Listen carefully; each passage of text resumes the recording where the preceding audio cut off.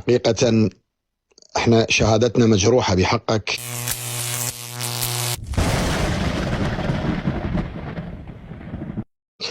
طيب يا الله، الله صل على محمد وآل محمد وعجل فرجهم والعن عدوهم يا كريم واهلكه. السلام عليكم ورحمة الله وعليكم وبركاته. السلام ورحمة الله. كيف حالك أخي الحبيب؟ حياك الله وبياك وياك أبو حسن. طبعا إذا نعم أعرفك أخي، كيف حالك؟ هل أنت بخير؟ حياك الله وبياك. رمضان مبارك علينا وعليكم أخي العزيز. الله يحفظكم ويبارك بكم، تقبل الله منا ومنكم صالح الأعمال، ومتباركين بولادة كريم أهل البيت الإمام الحسن سلام الله عليه المجتبى. بارك الله فيك، سلام الله عليك. الله يحفظكم ويبارك بكم. حقيقة سعداء جدا بلايفاتك على اليوتيوب وعلى التيك توك أيضا. نسأل الله سبحانه وتعالى أن يوفقك أكثر وأكثر. حقيقة تبقى أنت الإيقونة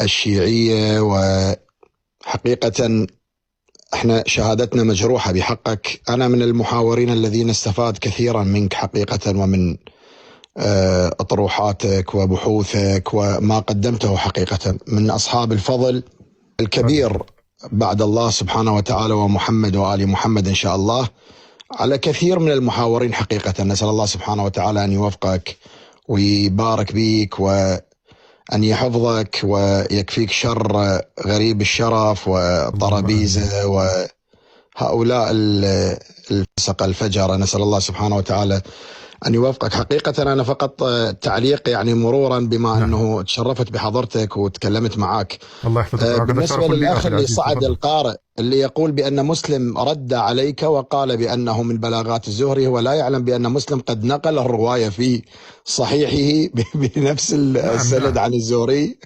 ويقول إن مسلم رد عليك في هذه الرواية. وأنا أعتقد لو كنت سألته عن معنى وجدت، هو لا يعلم بأن الوجد هو أشد أنواع الغضب. نعم زين، فهو لا يعلم ما معنى وجدت أساسا. يعني هو في فتح الباري يقول وإن رسول الله صلى الله عليه وآله، طبعا وآله من عندي في فتح الباري لا يذكرها، قد سوى غضبها بغضبه. والمعلوم أن من أغضبه قد كفر. أكيد يغضب الله سبحانه وتعالى. هذا ما قاله ابن حجر أمير المؤمنين في الجرح والتعديل عندهم في اللي هي شرح مسلم للنووي، وكذلك فتح الباري بشرح صحيح البخاري ابن حجر العسقلاني.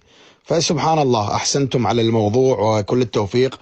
أتمنى رد المتابعة وللتواصل لموضوع يعني بسيط إن شاء الله. فقط أتمنى من عندك ذو الفقار عزيز، ولا أريد أن أطيل عليك، حبيت فقط أنه أسلم عليك وأتشرف. السلام عليكم. حضرتك حقيقة. بارك الله فيك. وعليكم السلام ورحمة الله وبركاته. حبيبي بارك الله فيك. الله يحفظكم. السلام عليكم عزيزي. الله يبارك فيكم. استأذنكم أن أسأل الله سبحانه وتعالى أن يوفقكم ويتقبل منكم صالح الأعمال إن شاء الله. آمين. اللهم آمين. الله يحفظكم. حياك الله أخي. الله يحفظكم يا رب.